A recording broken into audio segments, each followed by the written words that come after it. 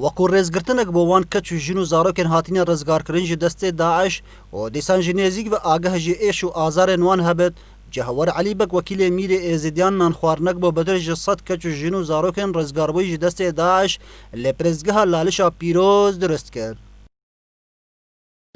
îro min ferdî dike ez nanxwarinekê bi wan çêkim mucerrid ne bes naxwarina ez ka ez êş û elemê wan nêzik bizanim ka berdewamê ku tu bibînîn harîkariyan bikein mişkîlek hebit harîkariyek hebit dergehê min vekiriye bi wan ez sozê dema wan qetreka xûnê leşê min da mabit ez ê harîkariya wan kim û dê meşakilê wan birabim.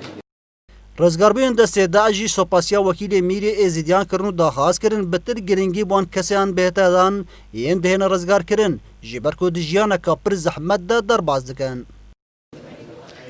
براسي أكيد ببتنينا بس محتاج جرك تشتانا براسي بس بتشتكي جرك يباشا هكا في درهم جهندنا يكدو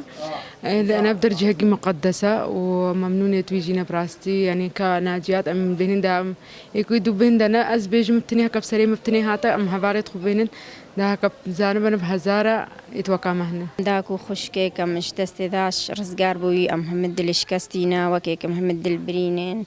ام الویجه پیروز دا خواست کرین و مگهاندنا ایک ام گله کیف خوش بون و ما هیوی هنا داکو خشکه ما دست داعش دجی ماین همو وکوان داکو خشکه هاد برد موجود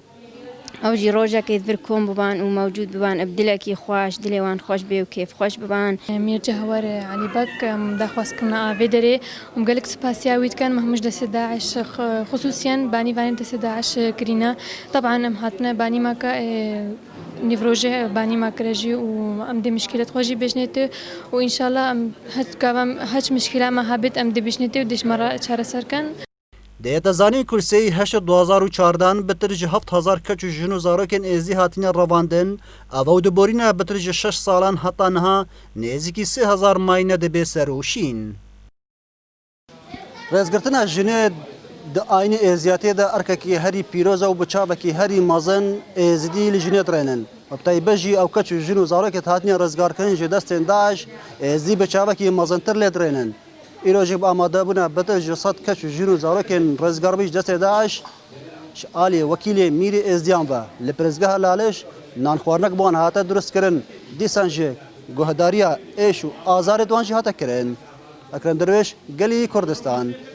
Pirêzgeha Lalişa Pîroz.